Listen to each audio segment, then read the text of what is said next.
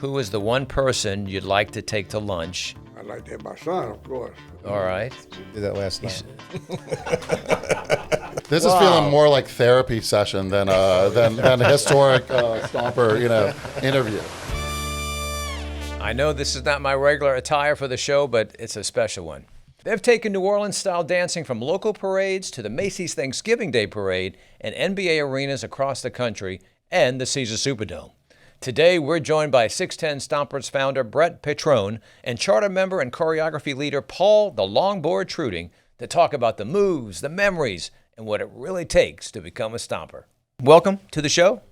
Well, thank you very much for having us. Great to have you here. Every guy is a Stomper, all right, as far as we're considered, and you're definitely one. Thank you. Sure. And let's explain to the viewers why I am wearing this. So your dad fulfilled a dream of mine to have the voice of the Saints introduce us at one of our Stomper balls, and it was amazing. And he came in, and just to have his voice introducing us, we felt like maybe we were NFL players for a brief moment. Maybe we were a little more important than just guys attempting to perform extraordinary moves. It was awesome. We gave him a jacket.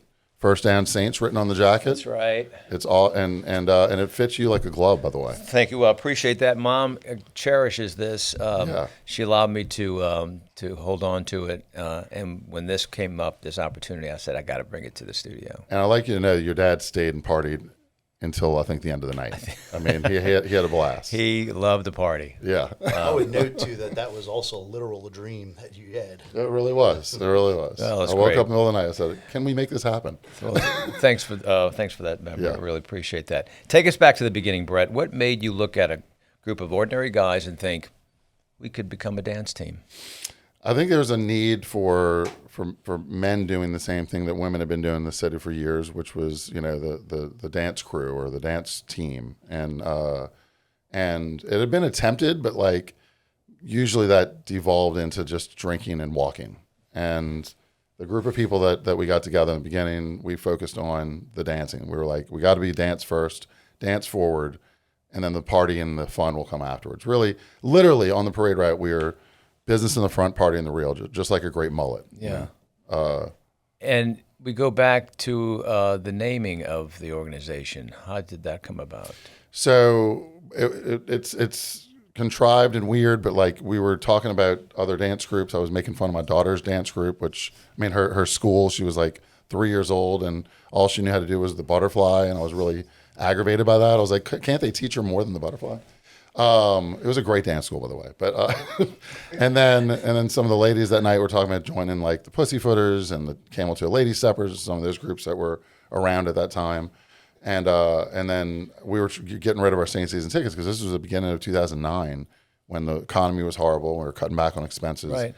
And someone said, well, if you start a male dance school and then do Mardi Gras parades and get and charge people, then you don't have to get rid of your Saints season tickets. It'll be your second job. Oh. And so that's where it came about. And my Saints season tickets were in section 610 in the Superdome. So we came up with the name 610 Stompers. It sounded a little more masculine than the Steppers or the, I don't know. Well, there was some confusion at some point because people thought it was named after I-610. Well, so did my friend who drew the logo for us. And so, because I lived in Gentilly at the time, and he just thought, like that's where it came from. Yeah. And he put the Trans Am wings on the Screaming Chicken wings on the interstate sign. I was like, that's awesome. So there's a dome on top of it. I can't say double meaning there. I can't say what type of dome. We don't want to get. It's a super dome. Yeah, it's kind of super. Yeah, but Really terrific dome. yeah. So he just dumped that on top, and then that's our logo. It was a mistake. Well, here you pulled together a group of friends into something that people now recognize around the world. What? Friends? Yeah, A group of guys retrobates. who now know each other very well. What is it about this group that people connect with? It's your everyday guy group. It can be your dad and your brother. So people can see themselves. Yeah, it can be your teacher and your doctor and your plumber and whoever. And I think that the ladies definitely see the people they know in their lives in us, and then the guys go, if they can do it, if they can do it, anybody can do it. That's amazing. So I think that's the connection, Yeah. the biggest connection, and just the love of dance and life and having a good time. That's beautiful. Yeah. Now, Paul, as a charter member and you're co-chair of the dance captains and choreography, how do you create a routine that is both impressive because y'all have some moves, but hilarious because you do make people laugh and people enjoy that, and still, is unmistakably 6'10"? How do you do that? I would say time and timing, right? It's a dance, so we have to be cognizant of that. But it takes a lot of time to weed through what is the right song. I mean, I'm having arguments with guys constantly on trying to, should we do this song? Should we do this song? No. Passionate arguments. It's all in good taste in the sense that we want to provide a really, really good finished product and have a good result. And sometimes it's not about being funny. The moves just are funny because we think we know how to dance, but we really don't. Yeah, we don't know how to dance. We don't know what we're doing, and we have no business doing choreography. That's why I was about to say, funny. where did your training come from? Oh my God, my training started Halloween night when I was in 5 years old, kindergarten, I guess. I decided to dress up like Michael Jackson and put some cardboard on my driveway, and I danced for candy that whole night, and just this was is inspired. feeling more like therapy session than a historic Stomper interview. But why was he dancing for candy? I mean, I got to tell you, like what's going on here? What's happening?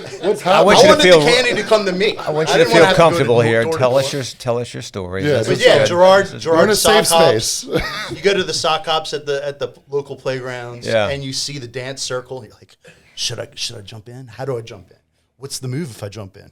Like it gets you going. Yeah, but to get so many guys to now learn a dance and do it where it appears effortless, it does appear effortless. It's like herding cats. Yes, because they all have their own personality. Yeah, right? yeah, and but we really do, like, we focus on taking the dance seriously. Like I've always said from the beginning, we take the dance seriously. That's about all we take seriously, But like we have to, if you're in the group, you got to learn dances. You got to learn how to do them. Yeah, Or and then at least look like you. at least look like you're trying to learn it. Effort is what we're looking for. Effort Not perfection. We're looking for effort. That's the biggest thing. yeah, and you're planning some new moves for the season. 100%. There's always moves going through our minds, and it's like, okay, physically, is this even possible for half the group? There's a way to think about it as a choreographer. Do you go to your least common denominator or least common dancer? And it might be a guy there. that should all of our dances be choreographed for that one, or do we try to push that least common denominator up a little bit and say, let's see if he can do it? Yeah, he's got two and I left. think it's a combination of both, where we try to make the moves available for anybody to ratchet it up or down energy level that they have available. So we got certain guys in the group, like we call one of our guys, his name's Kermit. He's probably the most flexible, athletic guy in the group that can, well, I would say Stephen Kernion would probably, Yeah. the Rat King would argue there. But those two guys can do a bunch of different dance moves above and beyond the other, I would say more stout guys. Mm-hmm. Yeah, we can't do choreography for just them, because then the rest of us are going to fall behind. Yeah. But we want to look good but too. to your point, they help inspire others. They do, yeah. To do bigger and better moves. Definitely. We push the guys for sure to try to go, take it up a notch. All right. Now let's talk about your We Made It moments, because y'all have done some unbelievable events. I mean, I'm looking at the list here. Macy's Thanksgiving Day Parade, as I mentioned, NBA games, Saints and Pelican halftime shows, events across the country. Was there one appearance when you stopped and thought, how did this happen to us? So our goal in the beginning was to get into one parade muses and then do a halftime performance for the Saints games. And we accomplished that pretty quick. It was unbelievable. Within, I think, 2 years, we were asked to do a Saints performance. But we had done so much other things before that. And for me, like the biggest moment, and we've done, we like we did a DC Mardi Gras, and like busting into the doors for that was incredible. I mean, like one of the loudest rooms I've heard. But for me, the Buddy D parade, hands down, is the best experience we've ever had. It was the first parade we ever did. Before we had done a Mardi Gras parade. Yeah. And before we had done I don't want to get into all of it, but I call it a Cinderella story of an all-male dance group. Because before we did a Mardi Gras parade, we had done the Buddy D parade and the Super Bowl parade, the biggest parade New Orleans has ever seen. And how we got into that, it's still a mystery to me. We had some connections. We pushed hard, you know. I think we just lined up in the right spot. And we lined up in the right spot. And I think it's because... Who's going to turn you guys down, Yeah. you know? And for the Buddy D parade, for people that don't know, but Buddy Diliberto promised, you know, that if the Saints ever went to the Super Bowl, pigs would fly, hell would freeze over, and he would wear a dress and high heels and walk down Bourbon Street. And he was a guy's guy, so it was a funny idea. Yeah. So all these guys, you know, that when Saints made it to the Super Bowl, everybody got on the show with Bobby Hebert and said, "Look, we got to go and honor Buddy D and wear a dress and go walk down Bourbon Street." Yeah. So people thought like a couple of thousand guys would show up, you know, or a couple of hundred guys would show up wearing dresses. A couple of thousand people would come out and watch it. And it was like 5,000 guys showed up wearing dresses, and maybe like 80 to 100,000 people came out to watch it. And the only thing in the parade besides men wearing dresses and Super Saints and drunk Bobby Hebert in the back of a River Parish disposal truck was us. And no one knew who we were. So it was like, who are these guys? You know, it became we just literally got shot out of a cannon. But at the same time, it was like we were always there, Yeah. too. So they didn't know who us, but like, this is right. This This seems makes to be sense. right. They've always been here, right? Yeah. Well, people know the headbands. Thank you for letting me wear one. Mustaches and dance moves. I'm growing my mustache right now. And So it's filling in. But you also have a major charitable mission. Talk to us about your charity That work. actually, it came about more by accident because of our popularity and because the events we were throwing, people could, you know, we made more money than we needed, and also we followed other groups like the Pussyfooters and the Camel Toe Lady Steppers, who were giving back to the community, you know. So we said that's a great idea. Let's do the same thing, and we started a charitable arm of the group called Stompers Give Back, Baby Got Back, you know, that kind of thing. Yeah. And then now, you know, and I'd like to say that's our mission. It's not. It's just a benefit of our popularity, is to give back to the community. Yeah. But in a charitable sense, our mission is to inspire men to become the best dancer that they didn't know they could be, right? Ultimately, that inspires joy and community and all these other offshoots that we didn't intend, but now we realize, wow, Yeah. it's incredible. You know, when you say inspire, I remember watching y'all when y'all were in the Macy's Thanksgiving Day Parade for the first time, and the host on the NBC Today show, the shock, I will call it the shock, and awe that they explained. The speechlessness. The part where you say, can't unsee this? Yeah, I think that was the quote. Well, I can't unsee this. They gave us a questionnaire beforehand, and I can say that I didn't give them a lot to work with because they were asking questions like it was more like geared towards the high school dance groups that go there. Yeah. And it was like how much of you practice? How many hours did you practice? How long did you travel to get here? And I said like I didn't know math would be involved in this in this questionnaire, and I didn't give them a whole lot to work with. So that was the goal was to have them speechless, you know. Yeah, that's beautiful. Yeah. Y'all have inspired some pretty incredible costumes, and people have even dressed their dogs as stompers. Our executive producer once entered his French bulldog, Alexei, in a Halloween contest as a 6'10" chomper. Yeah. Yeah, it was pretty cool. What's That's the funniest and most creative stomper costume or tribute that you've seen? Ooh, yeah. Well, this is PG rated. Yeah. Costume. We call them uniforms. Uniforms. Okay, let's call this the most creative stomper tribute. Then Tribute. Okay. Someone that had said, y'all inspire me to do Okay. something. Well, we did have Trixie Minx dressed as the Stompers one time. Partly dressed. And partly Yeah, dressed, because and she's not known for. Yeah, and she did her show dressed as Stompers, and I think she had some backup dancers that might have looked a lot like us. Wow. So that was. She at least wore the socks. She wore the socks. Yeah. She wore the socks, a headband for sure. The headband's important. Very important. Is any of the jacket? Her shorts might have been a little tighter than ours are, you know. But Speaking of the color patterns here, who chose the powder blue? you think like he's a Rummel grad, and you think that he chose Oh, him. it all But it's makes not. sense You now. You think that he chose It's him, not, but it's literally because we couldn't find the coach's shorts anywhere, and when we did, in like a warehouse on the Mexican border, El Paso or- like somewhere. they were this color, So then, they happen to be. and then the red was just like it was a See, I loud. thought that was a Brother Martin tribute, actually. No. These were the Everybody only thinks it goes back to shorts that schools. were It's not. made in this size and tightness Yeah. that we could buy and find in America. That's right. And so we had to go with this. It was an 'cause accident. There was only 60 of them left. So that was Do it. you have somebody now making these for you? They're custom made in heaven. I can't tell you where because we'd have to. I don't want to kill you. You know, obviously, you're an All right. icon. You're an icon. I can't do that. You've got lots like Yeah. Slab, I see, and of course we got the. Yeah, Slab was my name, like a nickname from college, you know, and so like a lot of our friends and family already had nicknames. We were big on nicknames, and then you know, and then as time went on, like our second year, you know, we some guys gave themselves nicknames. We were like, that's not going to work, you know, because they were just not. They were a little too, you know. But tough guy, whatever. Like it just was not good. But how did Longboard? Yeah, my nickname was inspired at the Saints Super Bowl parade. We happened to be stopped a little bit at Gallier Hall, and our buddy Yule, which is also a great nickname for Daniel. I mean, it's just so imaginative. It's amazing. But Yule decided he was going to name me after we were breaking down, and I was like, look, at one point I'm going to do some moves, and I want you to jump on my back and surf me a little bit.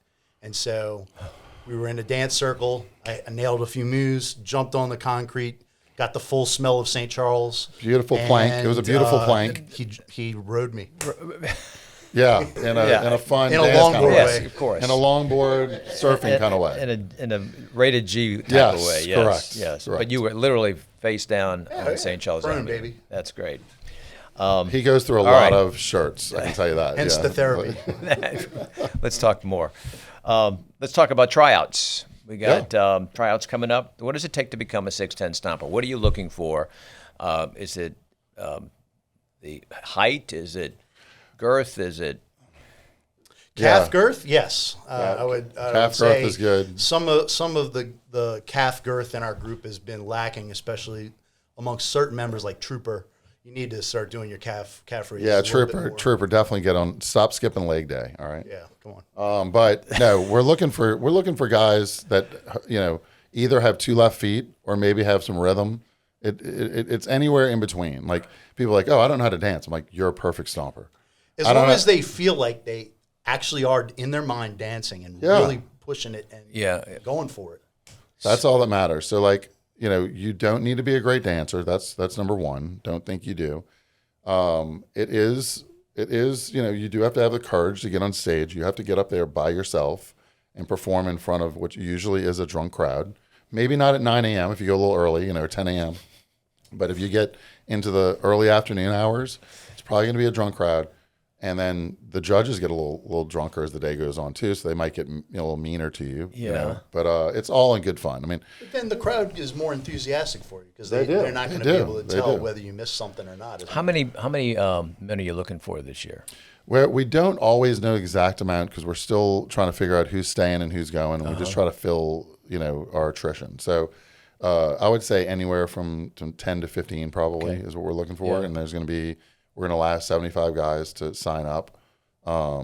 Sometimes there's guys that stay a little longer and practice a little longer and that didn't make that 75, and we'll let them also try it. It depends on how many and how much time we have. But And you have an auxiliary of folks that support you? I mean, is that like not a wait list, but Not just support, manage, organize.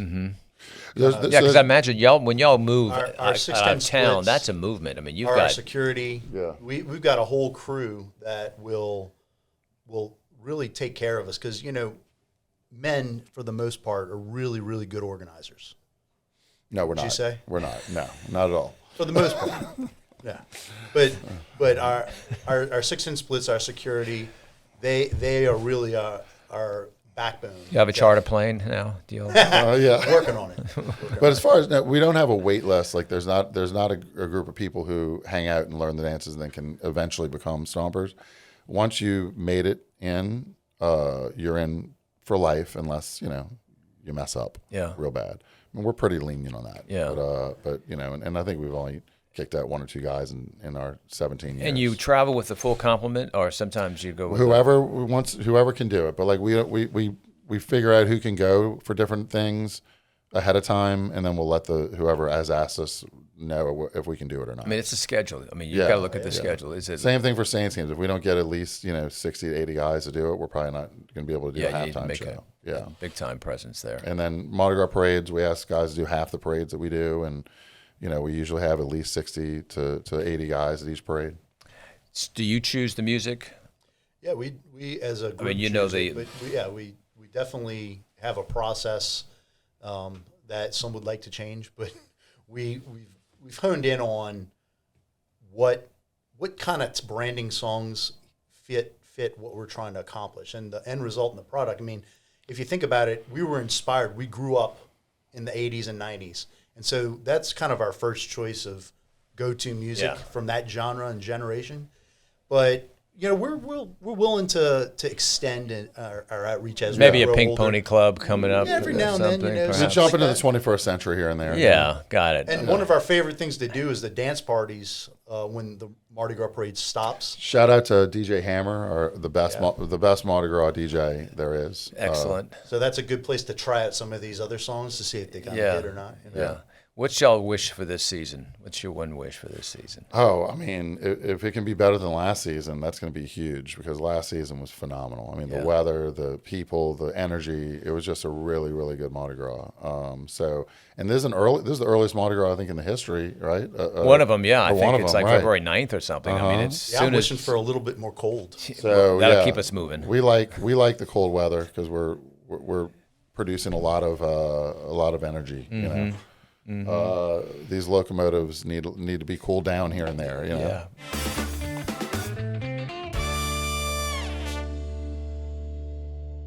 All right, we're going to do the official New Orleans questionnaire brought to you by Bienville Capital Group. They're helping families and businesses build a plan and achieve their financial goals with personalized guidance. The first question, gentlemen, what is the best po' boy? Well, I mean, we share a sandwich every year on our birthdays. We go to Stein's Deli. So we're throwing a curveball here. It's not a po' boy. It's going to be the Rachel at the Stein's And what Deli. is on the Rachel? It's 100% hot love the goodness. pastrami on rye. It's so good. Get a little marble bread on there. Yeah, all right. It melts in your mouth. It's fantastic. And then Your answer. Yeah, 100%. It's right. the best sandwich in the city for me. All right, favorite Hubig's pie? Apple. lemon, going lemon. Okay. See, I would have gone lemon. Yeah. All right. You have an opportunity to see one musical artist, dead or alive, in New Orleans. Who would it be, and where would you see that person? Oh, I got to give a shout out to Johnny Sketch and the Dirty Notes, because they played at our ball for years and years. Really? And I've seen them at Tipitina's, and it's just a blast of a show. I mean, I would go with Louis Armstrong. I mean, 100%. He inspired me to learn music. Yeah. And he is. Where would you see him? Oh, gosh. I would have to see him on Rampart Street, somewhere by the basin. All right. What is your favorite New Orleans smell? Fried chicken on the parade route. I mean, Oh, my God. You almost smell so many things. yeah, the parade route has the best smells and some of the worst. But I was going to go parade route the French Quarter on the Buddy D parade. That was just a memorable smell for me. yeah, All right. It wasn't great, but probably sweat. it was memorable. Sweat. Mardi Gras or Jazz Fest? All right, that's a tough one for me, because like I brought my kids to Jazz Fest since they were born, and it's a big family thing for us. We love it, but I mean, with what we do, Mardi Gras, there's just nothing better. I mean, I've ridden floats, I've been on the sidelines, and I've danced in parades, and it's all phenomenal. We recruited people from Jazz Fest to dance with us. We did, actually. Yeah, our first recruiting. Kind of both. Yeah. Yeah. All right. Let's paint or build your Saints Mount Rushmore. What does it look like? The Who's on Saints there? Mount Rushmore. Oh, maybe like the Dome Patrol. And like on the outside, maybe we got some quarterback, Drew Brees and Archie Manning, something like that. A little defense and offense. I was going to go somewhere else with this, but I'm going to take the fifth on that. That's not allowed, I don't think. Take the fifth. Okay. Chicken or seafood gumbo? Can I go turkey? It's my favorite thing ever is turkey yeah. gumbo. You're Turkey back gumbo. at Stein's Deli again. Yeah, turkey gumbo after Thanksgiving is my favorite gumbo. I love making right. turkey gumbo after Very Thanksgiving. good. 100% dark roux seafood gumbo. Beautiful. Dark roux. Love it. All right. What is your favorite New Orleans movie or TV series? Ooh, movie or TV series? I really loved the Treme. I thought, I mean, it brought tears to my eye, but Yeah. I thought it was well done. That's the first one that came to mind. That was for the tough series. to watch after going through Katrina. It really was. Yeah. But that was a very well done show for sure. You stick with that? Yeah, I'll Treme? go with Treme. Okay. Neutral ground or sidewalk side? I'm a neutral ground guy. Neutral ground. Neutral I ground. like to have room. I like to have space. Now, you know? from time to time, I'll dance on the sidewalk side just to say hi to a couple people, but when I'm going back to neutral ground. All right. Your earliest memory of visiting the French Quarter? Oh, mine would be my godmother, my Aunt Mimi, used to bring me for every birthday, would bring me down to the French Quarter, go to different restaurants, Pelican Club and Galatoire's and Arno's and you name it. It was probably a little bit of torture and a little bit of fun at the same time because you're young and you got to dress up and go to these restaurants, but it was really cool. She even had me sit for a portrait, Jackson Square, in like a little short suit when I was 5 years old in the middle of August. So that was tough, but there was great memories on top of it. Neat. Neat. What about you? Not necessarily my earliest, but very memorable was when I was about 14. I was with some friends, maybe 15, going down Bourbon Street, and one of the bouncers from, I think it was Topless Bottomless, is that the place? Jesus. Was like, it's family night, come on in. So, family night. you know, I'm like, wow, this is amazing. Dead or alive, who is the one person you'd like to take to lunch, and where would you take them?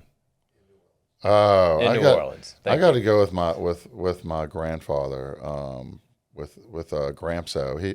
He just loved food like so much, and I'd probably take him to like Mandina's maybe. Okay. You know. Mandina's on Canal Street. Yeah, Great. yeah. Now that you said that, that really just brought a memory back of my grandfather taking me to Crescent City Steakhouse and going in the little confessionals.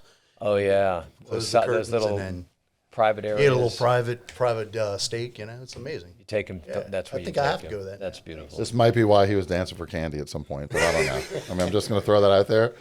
All right, this is going to be easy for you guys. What is your favorite New Orleans song? Either a song by a New Orleans artist or a song about New Orleans.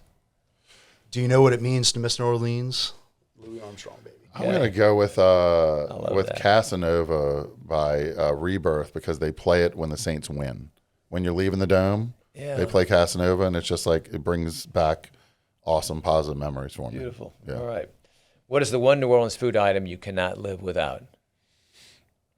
Oh, one New Orleans food item. Let's say I'd probably go with just a great gumbo. You know, like a really good gumbo. Some maybe trout almondine. You know, from Galatoire's or something like that. All right. Yeah. My wife's red beans and rice. Oh, there you go. If Yeah, my wife she just cooked, I cooks would have them said that, but she doesn't cook. And Paul, do y'all do it historically on Monday nights or any time? Usually, actually, you know what? We do it on Sunday and then eat it on Monday because it always tastes better the next day. Oh, that's beautiful. That's true. Love it. All right. In 5 words or less for each one of you guys, why do you love New Orleans? I'd say the essence is people. So the people. Yeah. Family, friends, food, fun, and one other F word. But it's not that one. Guys, thank y'all so very much. For anyone who thinks they may have what it takes, Yes. you've got your cattle call. Uh-huh. That's on. That's on August 12th. It's That's a Wednesday night at Wednesday Deutsches night. House, It's which tonight, is Wednesday which night. is Deutsches House in 6 p.m. German Beer Hall in Mid City. Okay, and then you've got public tryouts. Yes. That's where. So after you've learned the dance, which this is the first year that we're doing the cattle call where we're actually teaching you the dance. This is a good year, guys. Good year to maybe come try out because it's a little easier than usual. And then you have to sign up on Saturday morning, the 15th, really early. Guys get there. I think last year or 2 years ago when we did it, the signups were done by like I think 6:10 a.m. on the dot. Yeah, so if you want to get a number, you got to get there early. Got to get there early, and then we don't teach the dance anymore this morning, but we're going to run through the dance over and over again and just practice it with them, you know. And if we see some guys are struggling, we'll take them aside and help them out. And then once they feel comfortable, they sign up and they go start trying out at 10 a.m. We let the public come in at 9 a.m. We're doing it really early this year. Normally we're around noon, but we're trying to fit it all into one day. And then each guy gets up one at a time and does the tryout dance and a little interview, and the judges will have some questions, and it's a pressure cooker, but it's a bunch of fun. And a lot of positivity, and you have a bunch of stompers helping you get prepared for it. It's one of the best events a year. It is. Each year. Yeah. It really is. It's incredible to see people that you would have never thought get up on stage and get the opportunity to get up on stage and to do something like this. Get up there and do it. And guys are pushing through their fears and their Absolutely. and their insecurities and everything else, and like it's truly fantastic. inspirational and Spiritual. spiritual and fun. It is. It's like going to the couch and Yes. letting it all out, right? That's it. and then half the guys we invite back on will be on August 22nd At for the the Howling finals at the Howling Wolf for the finals. So the first round's at the Howling Wolf on the 15th early. Second round will be a little later. It'll start around noon, and we let the crowds get there around 11:15, 11:30. And then I think it's great that you've opened yeah. it up to the public because Yeah. it pulls in the enthusiasm that you're Yeah, going to and- experience on the parade route or at the games or whatever, right? And the guys can bring their family and friends if they want. Some guys show up alone. They don't want anybody there to see them do it. And then some guys show up with a huge crew, to support crew. So it's fun to see how that works out. Well, tell us where people can find information about what you're doing. On all of our social media, you can find information on Facebook, Instagram, TikTok. I think we do it all. And then on our website, we have our information. Stompers.com. There's this amazing thing called Google. You can just type in. That's right.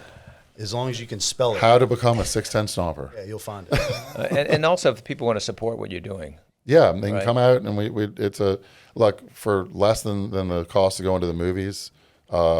It's a great time. I Yeah. can tell you that right now. Well, y'all brought so much joy to so many people in so many places, and I hope that y'all keep doing this for many, many, many, many, many, many, many, many more years. Well, we get more joy from the crowds. So as long as they're giving us the love, we're gonna throw it down. and Yeah, give we it back. appreciate that. That's Thank you. great.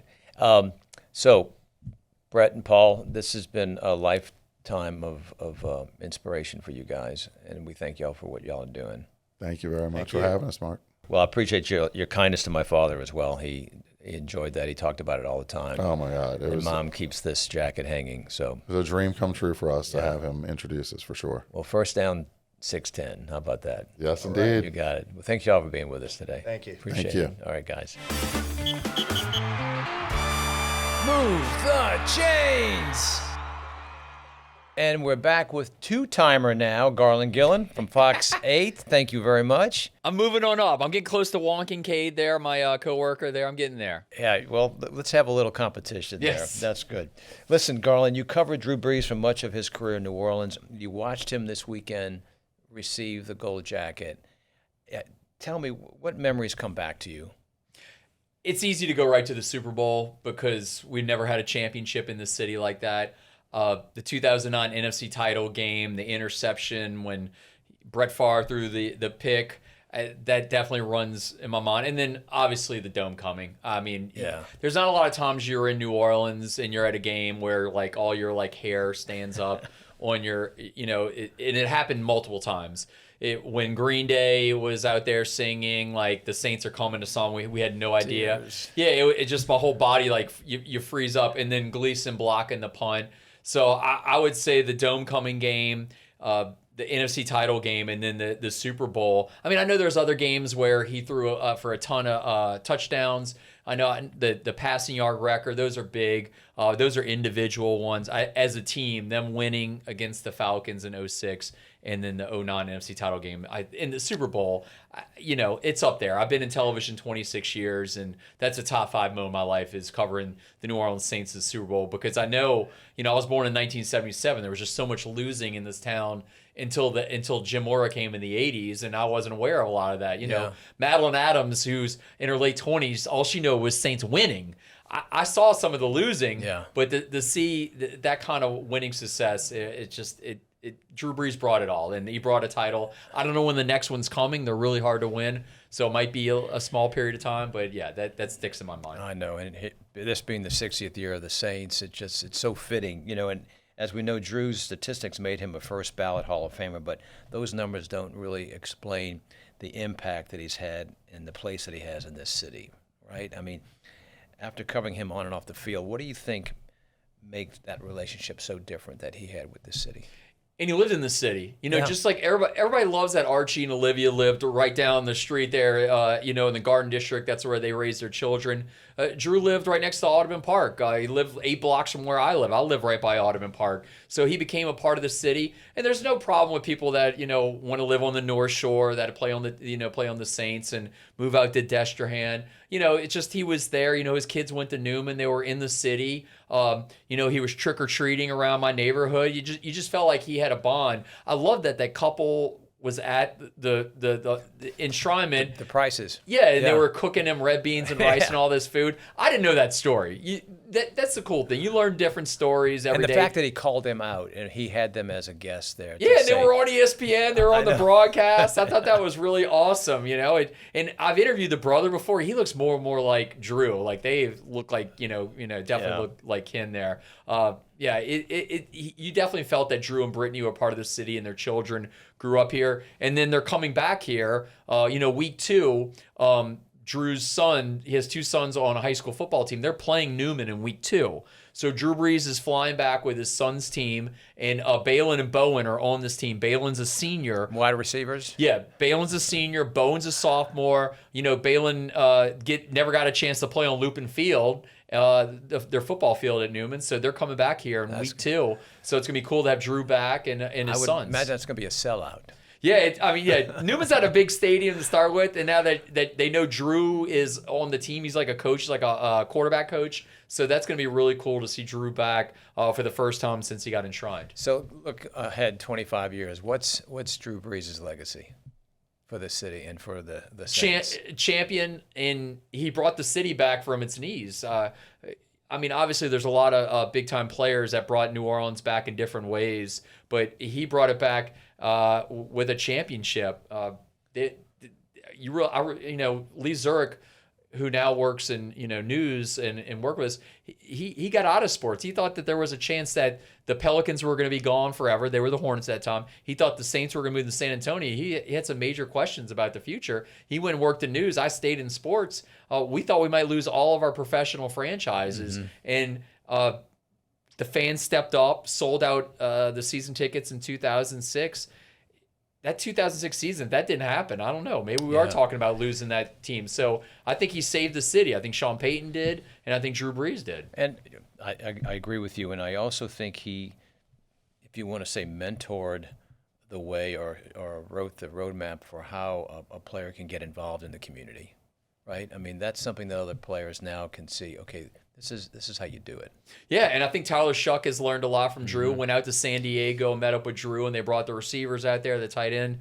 And this offseason, you saw it. Tyler Shuck and his wife and their child were everywhere this offseason, from the rodeos to, I think they went to Hogs for the Cause. They did everything. So I think Drew has now laid the blueprint on how to do it. Now, some of the other quarterbacks that were before left the city, I'm not going to try to kick quarterbacks while they're down, but Carr just disappeared. Then look at Cam Jordan. He's so involved with his foundation, and Juwan Johnson. And we can go down the list of players that have done things. Alvin Kamara giving back to the community. So, to your point, Drew helped write the script for how to be a responsible player. Yeah, it started back in the day. Archie did a great job, and I think they all learned. I think Shuck Shucks has seen a lot of things that Drew done, and he's kind of replicating him now. Good. Well, let's go to the training camp. You've been through a lot of training camps. If you had to identify the biggest positive so far and the biggest concern, what would they be? Well, you have a quarterback, a franchise quarterback. That's the key. We talked about this before, about the Saints being the quarterback wilderness since Drew retired. They've had a lot of bumps. They've had a lot of misses at the quarterback position. I think they finally have their franchise quarterback again.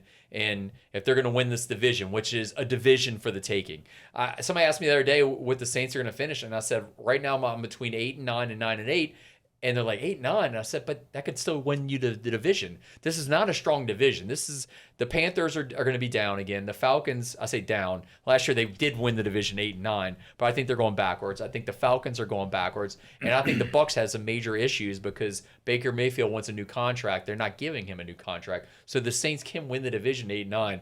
I'm not ready to give Jeff Duncan does this column right before the season starts. He gets our thoughts on what the record is be. Right now I'm 8-9. I can move it to 9-8. I want to just see what injuries are happening. When you say what I'm worried about, that's the next thing. Yeah.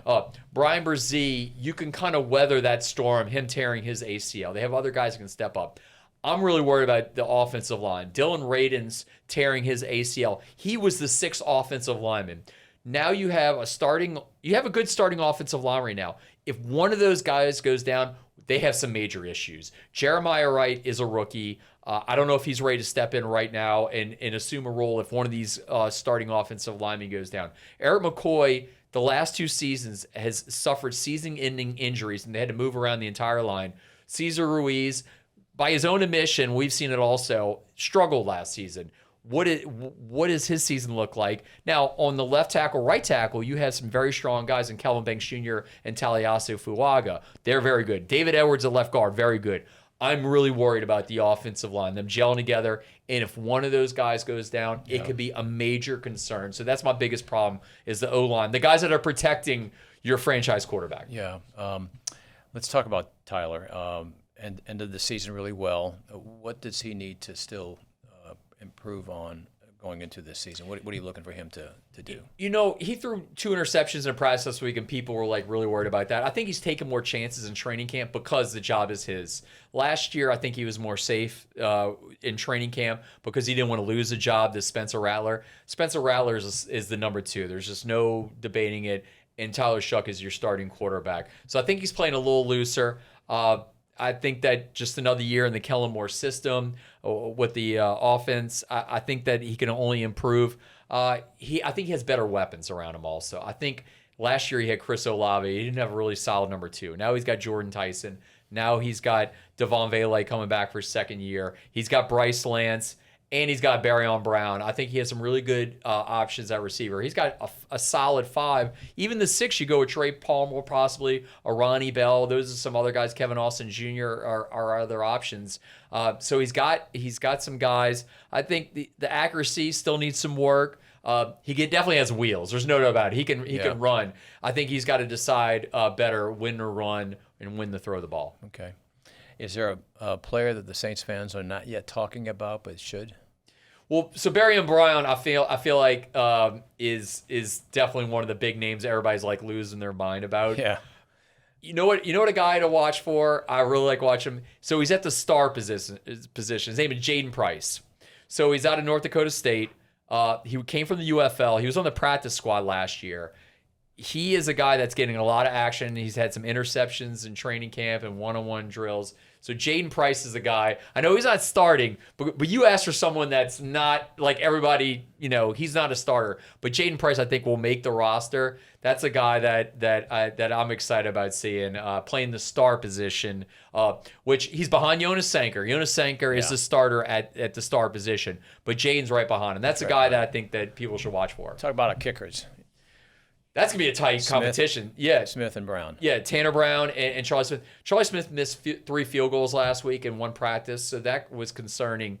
Kellen Moore said that's a competition to watch for. I still think Charlie Smith is the leader, but Tanner Brown's right behind him. That one's going to go down to the last preseason game. They're going to mix those guys in and out. We got 3 preseason games starting Saturday. They play 3 o'clock. I had to look at today. I know, it's a 3 o'clock in the afternoon on a Saturday, which doesn't sound exciting if you're a fan, but if you're working the game like you are and I am, I've got to get my groceries done earlier.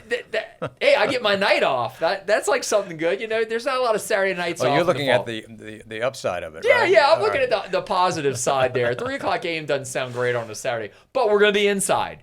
If this is an outdoor stadium, it'd be 1,000 degrees. I would have problems there. So. All right. You went to Baton Rouge this week. Yeah. What did you see, and what excites you about what Lane Kiffin's doing? Well, Lane Kiffin obviously is the star of the show. He's everything kind of revolves around him. I went to SEC Media Days a couple of weeks back in Tampa, and the days he wasn't there, people were still talking about Lane Kiffin every day. And then finally on the last day of SEC Media Days, they brought in Lane Kiffin, and he upstaged Steve Sarkisian, who Texas is going to be either number 1 or 2 in America in the preseason Associated Press poll. He upstaged Steve Sarkisian. They talked on the same day. He's the guy. But he brought in his quarterback. They paid $5 million to get Sam Levitt to Baton Rouge, and he said that he couldn't understand why anybody else would want to turn down LSU. That's what Levitt told the amassed media when he talked for the first time to us. He said all the right things. He said, so he's dealt with a Liz Frank injury. He got it last year at Arizona State. It's a foot injury. I'm not a medical guy either. So whenever on air, I just say it's a foot injury, but it's a Liz Frank. It's kind of down around his ankle. He had 1 surgery right after the season at Arizona State. Then he got some pins taken out during spring drills. So he's had 2 surgeries on it. He said it's 100%. He looks fast at practice. They brought in 9 new receivers from the transfer portal. So that is a lot of new guys are shuffling in. But he has one of the best tight ends in America. Trades Green, who finished his high school career at Zachary High School. He is 6'7". He's an absolute beast. He's going to go in the first round of the draft. He's got Jordan Seaton blocking his blind side at left tackle. They spent a lot of money to get him out of Colorado. So he has the weapons around him. I'm really high on this team. I think they're going to make a playoffs in year 1. I don't know if they're going to win a natty or get to the national championship game, but expectations are super high. And Sam Levitt, I think, is a dynamite quarterback because he's healthy. And you can't wait for that Ole Miss game, huh? Week 3 is going to be off the charts. But I will say this. Week 1 against Clemson, College Game Day is going to be in Baton Rouge. It's going to be a night game in Tiger Stadium against Dabo Swinney. Everybody's going to be there. That's going to be a really exciting game. So get through that game. Then you got Louisiana Tech. Then you got Ole Miss in week 3. I got everything booked. We're staying an hour away from Oxford. You can't get a hotel room within an hour of Oxford. Yeah, that's crazy. All right, let's talk about the 3 local players that are attracting attention right now with Lane Kiffin. Harlan Berry. Yes, Harlan Berry covered at St. Martin's. St. Martin's. Yeah, he's dynamic. Now, we'll say this. Dylan Jones, a transfer from Wisconsin, a running back, he's pushing Harlem really hard. They're battling. Now, they're both going to get a lot of carries this year. Like Harlem and Dylan Jones might be 1A and 1B, but Harlem is a future NFL player. He looks fantastic. All right, what about Bo Bartolon? So Bo Bartolon has been on the bench. No, he's from Newman. Yes, from Newman. Grew up on the Bayou. He started at E.D. White, transferred to Newman. His little brother's on the team also, Brett Bartolon. They still live, even though the kids are at LSU, they still have a house right by Audubon Park.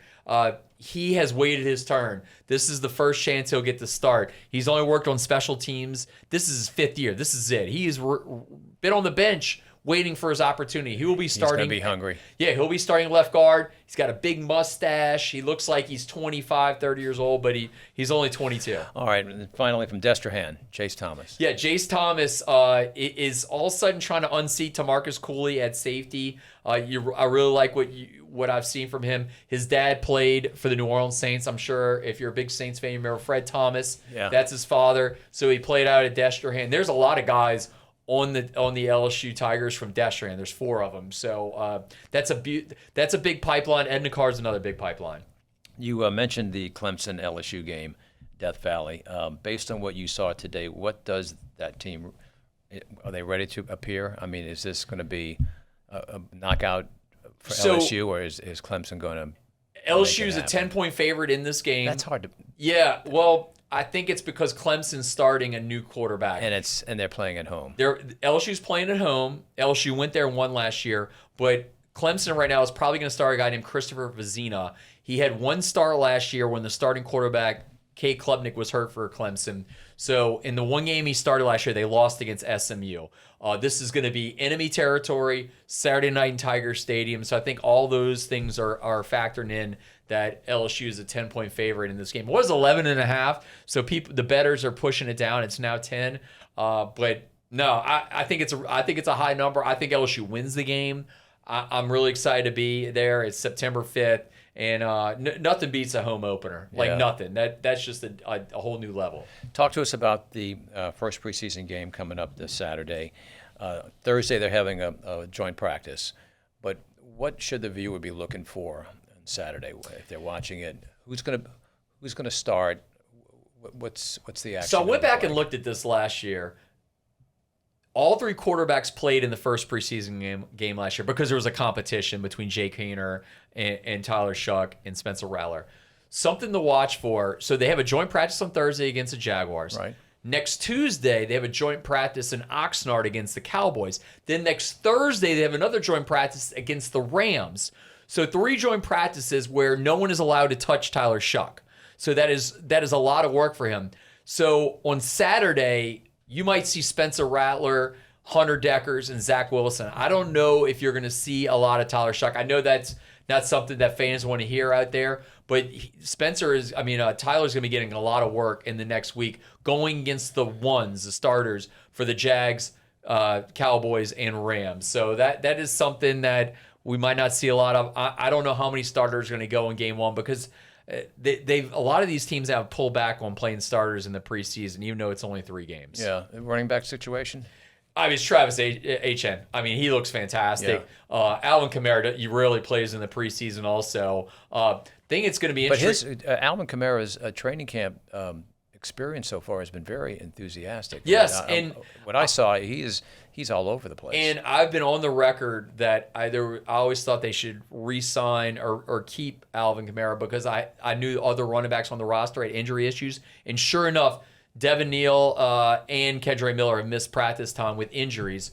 So right now you have Etienne, you have Kamara, and then you have Audric Estime. Yeah. That's it right now. So you might see a lot of Audric Estime on Saturday. Hopefully Kendra Miller and it gets back in the mixer, and so does Devin Neal, because I don't think you're going to see a lot of HN or Kamara on Saturday. Great. At all, maybe. Final words? Final words, football is almost here. Now, I know it's a preseason and fans don't want to hear it. I'll go on the record. I didn't watch one play of the Hall of Fame game. I saw all the highlights. People are losing their mind that Carson Beck and Haynes King were scoring back and forth. I didn't watch one play of the game. I mean, a lot of those guys that were on the field during that time will never make it in the NFL. I'm just being very honest. But we're getting closer to real football, like, jamborees for high school. Or you can feel it in the air. Yeah, I know. It's definitely sticky. I know that. It's definitely it's getting hot. But we're getting closer. But I think it'll be really cool to just get back in the dome on Saturday and hear, first down Saints, so that'll be good. Hopefully a lot of those, buddy. Yeah.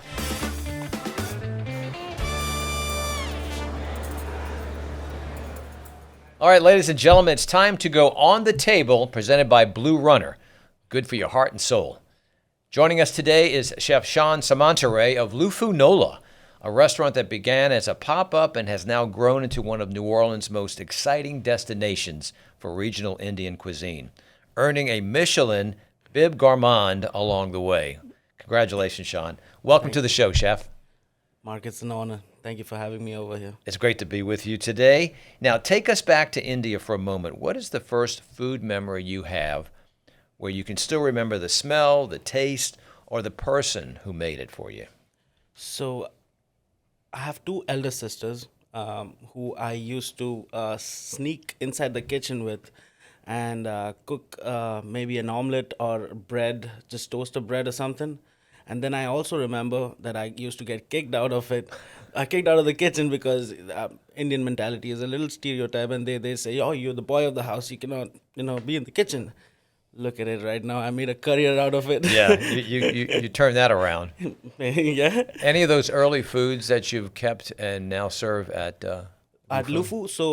So we change our menu seasonally, and we got something coming up. September 1st, first week of September is when we're going to switch out the menu. And there's a dish my mom used to cook called kukuda jholo, and kukuda literally translates to chicken, and jholo means a stew.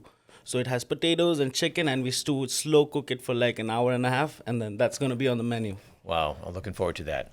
Came from India to New Orleans, which is a city that already had some strong opinions about food, right? You're coming to a city that's like, we're the cuisine capital. Was there a moment early on when you tasted something here and you thought, okay, these people understand food the way we understand food? When I tasted jambalaya for the first time, completely different dishes, and I cook a lot of biryani when I was in India.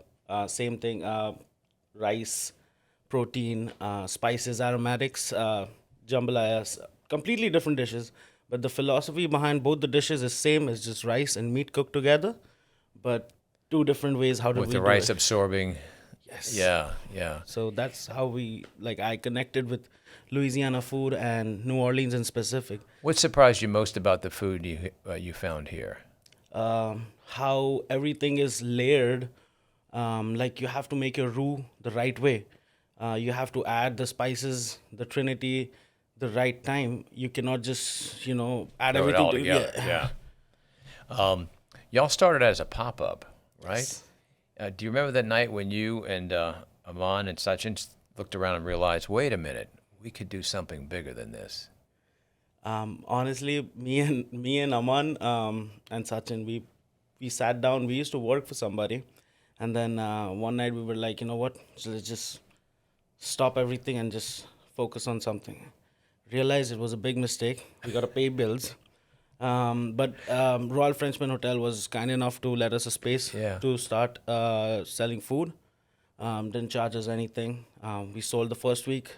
First week realized that we can survive. Yeah. We can survive. How did you and Aman and Sachin actually meet? What was that connection? So two different stories. Sachin, so the company which hired me over here, they gave me the contact of Sachin that he can help you find housing and stuff because he was already here in the city.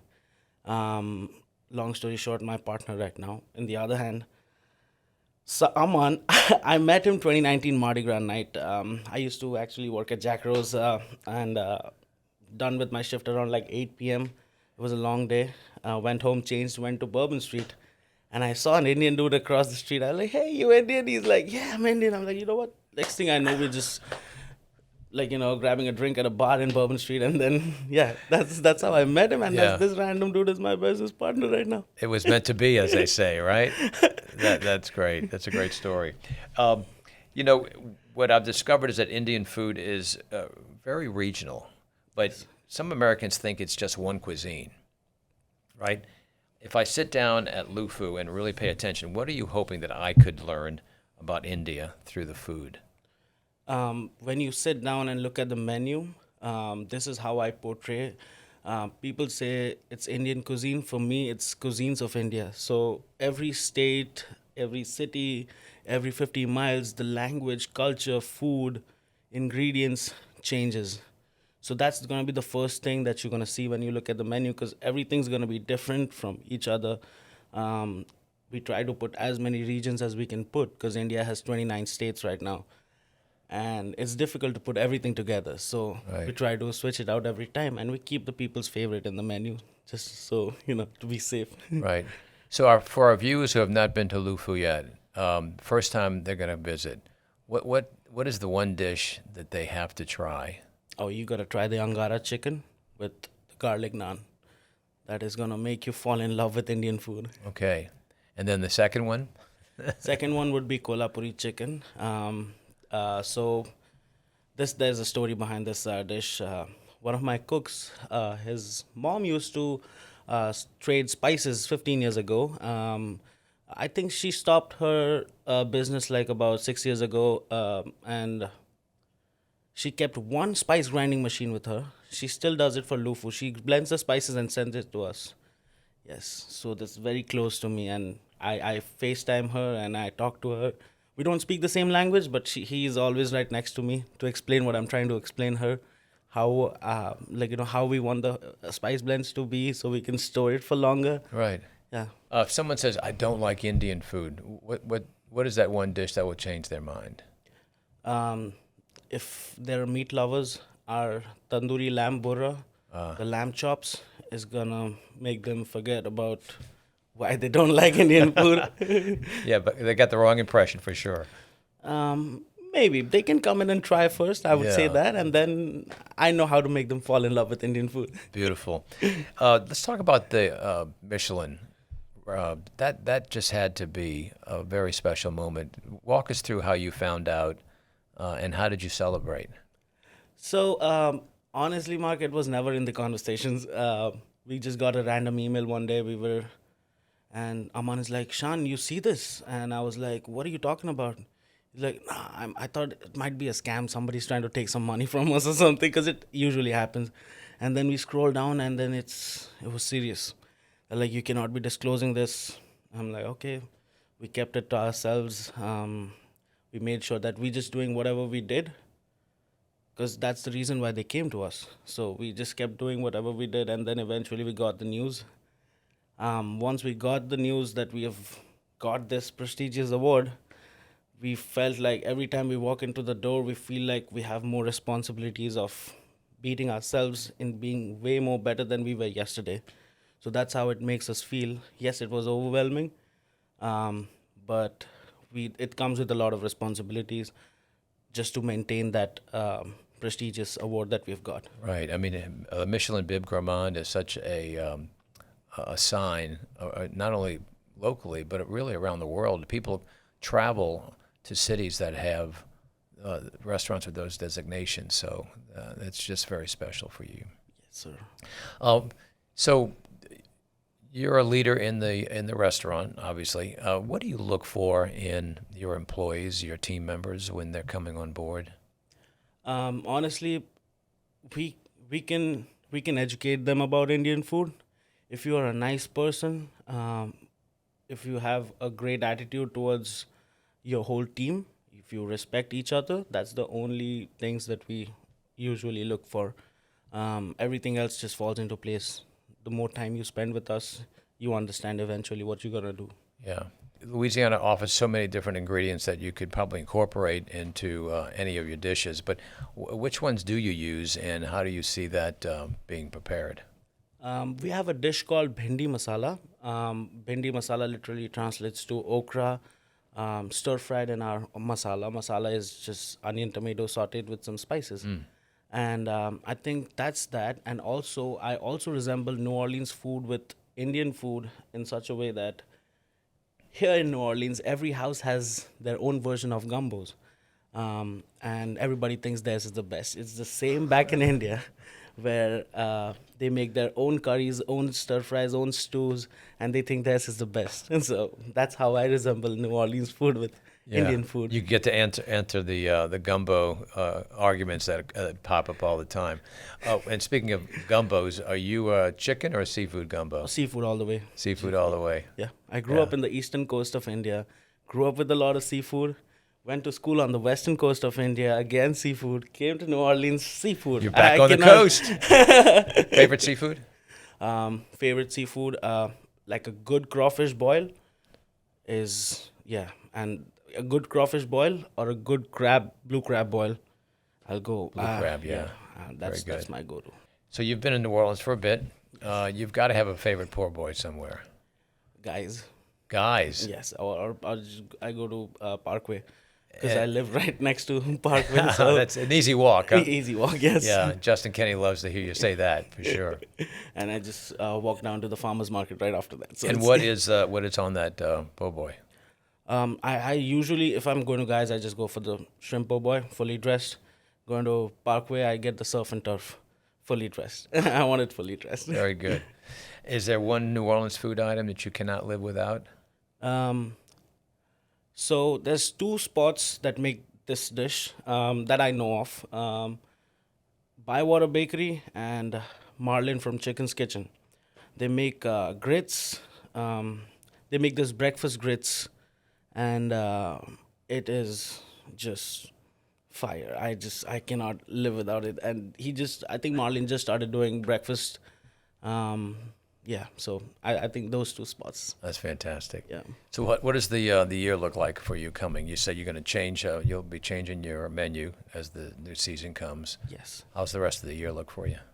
Just work, like make sure everything's on place. 2026, our goal is to make sure that there's enough room for us to grow, not only with the menu wise or the drink wise. That R&D helps a lot because we've been doing our research for a while right now. But other than that, we just want to make sure that every day when we walk into LUFU, we need to make sure that yes, today is better than yesterday. We just need to make sure that we help each other out in a way that we can grow from where we are today. So Very good. Well, Chef, remind our viewers your address and your hours of operation. So we are located in 301 St. Charles, right on the corner of St. Charles and Gravier Street, and we open for lunch at 11:30, and we close at 2:30, and we open back up for dinner at 5, and we go until 9:30. All right. Well, listen, we deeply appreciate what you're doing, and congratulations to the team, particularly with the Michelin Bib Gourmand honor. That is spectacular. And if you have not been, ladies and gentlemen, you need to get there. Try the lamb chops or the chicken, Yes. or any of the great dishes that you're preparing, particularly as we go into the fall season. I would love them over at LUFU. And the most important thing that I want to let you guys know is let us feed you. That's what we're here for. Very good. Thank you very much. Best wishes, and we'll see you down the road. Thank you so much, Mark. Yes, Thank sir. you for having me.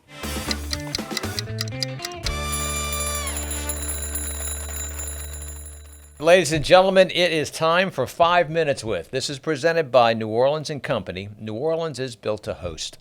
Joining us now are Sam and Paul Meyer of the legendary Meyer The Hatter, a New Orleans institution that has been fitting generations of locals and visitors since 1894.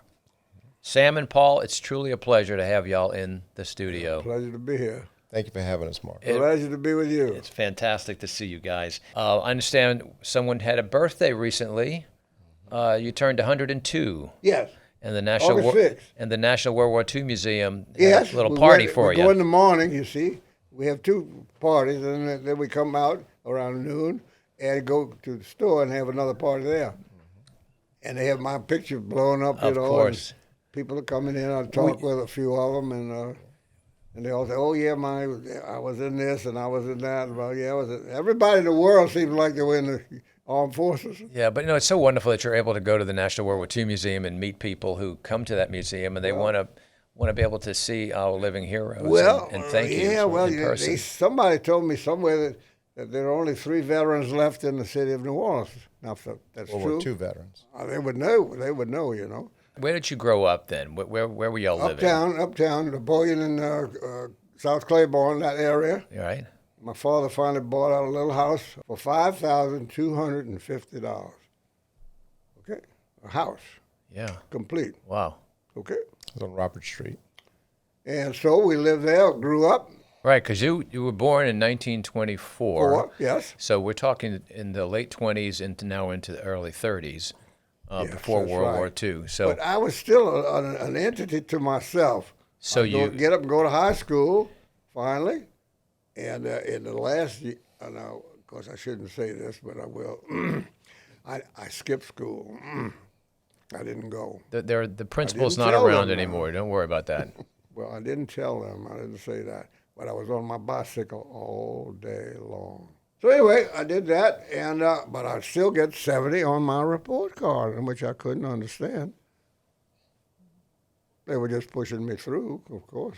But then you joined up for the big war. I was sent a postcard by Uncle Sam, said, report over here, where they had what they call induction station, Right. and you had to go there. And I forget what happened after that. I don't know. So you serve throughout all of Europe in World War II. Well, yes, all of, yeah. Went to Europe. I went on to Mauritania, the second largest British ship. Yeah, but thank you for your service and the time that you spent for our freedom. Appreciate that. But say you come back now, right? You're coming back, and do you get into the business when you get back into New Orleans? Well, my father finally said to me, "Why don't you come down to the store?" I said to him these very same words. I said, "I thought you'd never ask me." Yeah, come on down to the store. Let me ask Paul, who grew up with Meyer the Hatter. Certainly. You know, it was already a New Orleans institution when you started working there, right? Absolutely. When did you stop seeing it as simply as your family store and that, as opposed to this place really belongs to New Orleans as well? Well, you know, I started when I was 14 years old, working during the summertime, you know, and on Saturdays all during the year, and then at Christmas time and Easter, so on, when we had holidays. Just something I wanted to see continue, of course, you know, family tradition, family legacy. And I just wanted to carry on the tradition, yes. Yeah. Y'all put hats on so many people. Yeah. Do you have and Sam, you've seen so many clients come and go. Yeah. Is there one or two that really stick out that you could tell a story about, some interesting celebrity type that came to you and said, make me look better? Do 60 years of doing this every day. It's just Now 80. how to produce something. I don't know. But you've seen You know, so many people come Hat through. transaction is usually a very small, time-consuming entity, let's say. Well, one of the most productive person was, what's his name, Paul, who used to buy all those hats from us, and I can't remember his name right now. No. Not Fats Domino, because we knew he was buying hats all the time. Fats said to me, he said, Sam, I'm giving up the hats because every time I take my hat off, the people steal it. Every time. He's not immune. They got to steal his hat. And he said, that's what they did. So he said, I'm going to put on the conductor cap from now on. That's why he did it. That's why he changed over. That's the But, story. you know, he was an easygoing guy. He had the world by the tail. Yeah. And he just a little fun man. Sometimes he would go have a driver. Well, he had a green four-door sedan, and he would have his name in gold on the door, little gold plate there with his name on it, or whatever, Fats or whatever he had put on it. So in the last years of his life, and he loved these four-pocket shirts, which we sold, these Aguayabera shirts, and he just loved it because they had all these pockets, you know. And he'd buy up to 20 at a time if he really needed to. And he just loved the hell out of those shirts because we had them, and I don't know why we quit them. I don't know myself, but we did. I don't make these decisions, and other people make them. Anyway. But he's a great guy, and one that would go there and tell us all the jive talk. What's his name? Dr. John. Dr. John. Dr. John. He's Yeah, been in many times. Oh, now in the there's a store. character. Yeah. That is a character. One day he stood in the store with me, and I'm standing right there, and he starts this jive talk, which I've never heard before. So I just stood there and listened to him. It seemed like he would never shut up. He probably had a tune in his He's head. a character. Then he would take the hat home, and he would doll it up all kinds of ways. Yeah. He the was band on forever it. picking out a feather and getting the feathers, and oh my God, and Ribbons. then get another color ribbon. Oh, he was always decorating something. But the hat started with you. Well, that's what we have, you see. That's And right. we have a picture of him. A woman came there and must have made at least 200 photos of him. Man, she wouldn't stop taking his pictures. I just got sick of that. Photographer. Yeah, that's I'm what he about a does. picture out of That's it. your job. You're damn close, I'm gonna tell you. Man. Tell me, Paul. Yes, sir. What was it like growing up and watching your dad work? What have you learned from him that you're taking forward? Certainly. Well, he's been my mentor, of course, and my business partner and my best friend. And I just want to, he has a nice way of acting with the customers, you know, a nice way of selling to people. So I just learned from that. Yeah, Keep learning that a lot from your tradition, dad. Of course, yeah, certainly. We're fortunate that you made it through to tell these stories and help others understand what happened. Let me have one more question of both of Certainly. you. What's your favorite poor boy? Well, just I like barbecue, and I like cereals barbecue. Right across the street, right? All right, I like- there. What about you, Also Paul? I I like the fried Fish shrimp at sandwich. Parkway Tavern. Okay, I go there. I like fish sandwich. I like to eat fish sandwich. very good. Chicken or seafood gumbo? What would you Seafood prefer? gumbo. You're a seafood. Not chicken. All right. I never heard of chicken gumbo. You're seafood. I guess they have it, though. Yes, they have it. Of course they have it. Sam, this is especially for you. What's your earliest memory of visiting the French Quarter? The French Quarter? What was the first time you visited that you can remember? God almighty, I never did. You never went to the French Quarter? No, I didn't Yes, have any you money, have. I told you. You had a bike? I had a bike, but I didn't ride downtown. Oh, okay. I rode all uptown, look, Broadway.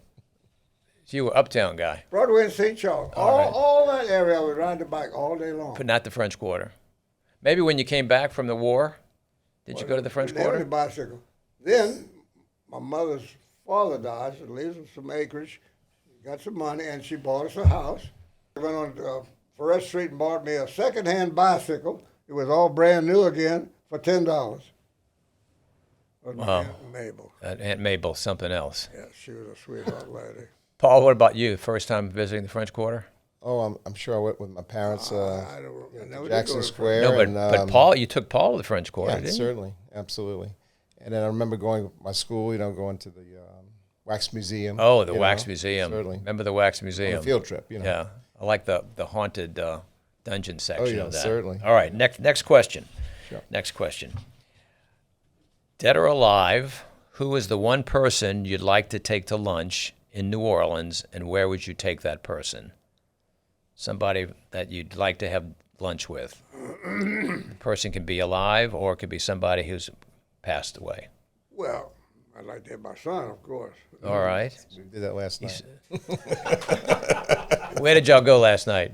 We went to Cafe des Gars. Cafe des Gars. Yeah, that then was for we had dinner, the best yeah. time. We had the French consul there. Oh, He was there with us we having invited him, dinner, sure. and he loved it too. very good. Oh yeah, Nice he was people. there. Who- We invited him. Well, I think Dr. John is quite a character. Tell him to bring the hat with him. Yeah, You could talk about that hat. What is the one New Orleans food item you can't live without? Beignets. Beignets, right. I go with crawfish. Crawfish. crawfish. A good He crawfish. loves crawfish. I don't like them. A good crawfish. too lazy. You want somebody else peeling them for you? I wouldn't touch yeah. them. I don't touch them. My wife does.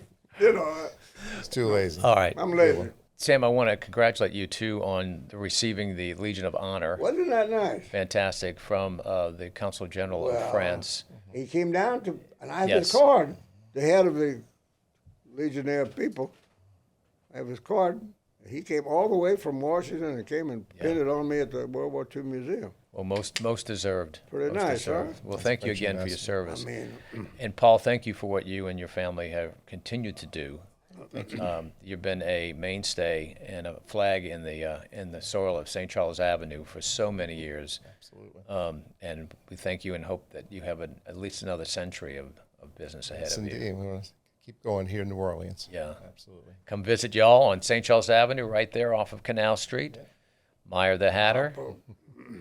Put a hat on your head and you look like $1 million. You know it. so Paul- help yeah. Well, it's a pleasure Paul, being with thank you, you. buddy. And Thank wait, you, we sir. want to Quite give you welcome. each one of you. How many of you here? Oh, we've got a studio audience here. sure. We've got several No. people I here. mean people working here with you.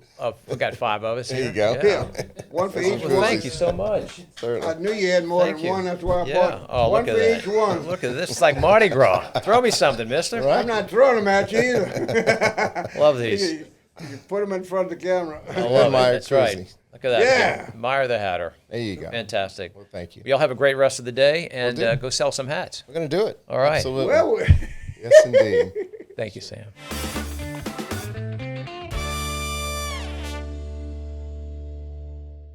And now to find out what's happening this week in New Orleans, let's go to April Dupre. Thanks so much, Mark. Here's where to eat, drink, and play this week in New Orleans. Culinary continues through August 31st, which means there's still plenty of time to try a restaurant you've been eyeing or revisit a favorite with a special lunch, dinner, or brunch menu.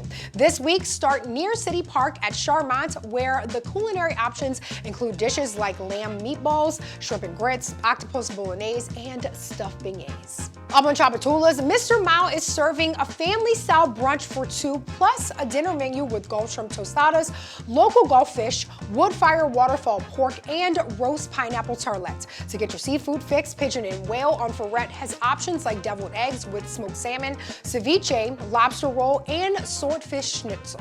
You can also check out Pulcinella on St. Bernard Avenue for watermelon gazpacho, eggplant parmesan, market fish, and tiramisu, or head to St. Clair in Algiers for smoked beets, grouper, duck confit, and chocolate smefredo.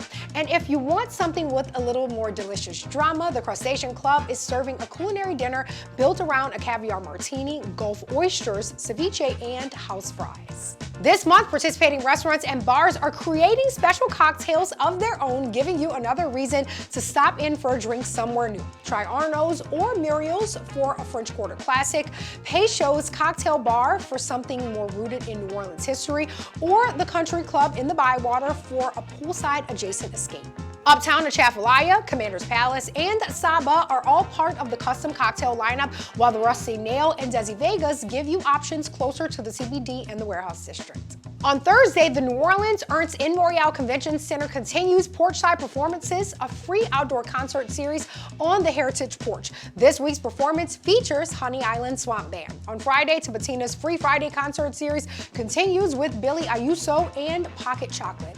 Also on Friday, Candlelight Concert brings tributes to Fleetwood Mac and Taylor Swift to the Sazerac House with familiar songs reimagined under the glow of candles. Any day this week, you can keep things inexpensive and easy with a walk through City Park's Best Off Sculpture Garden, a visit to the Lower Ninth Ward Living Museum, a free tour at the Historic New Orleans Collection, or a stop at the Sazerac House. And if you're visiting from elsewhere in Louisiana, bring your state ID. Through the Hellis Foundation, Louisiana residents can visit places like the New Orleans Museum of Art, the Botanical Garden, the Ogden Museum of Southern Art, and the Contemporary Art Center for free on select days. For more information on where to eat, drink, and play this week, visit NewOrleans.com. Back to you, Mark. Thanks, April. And now for something positively New Orleans.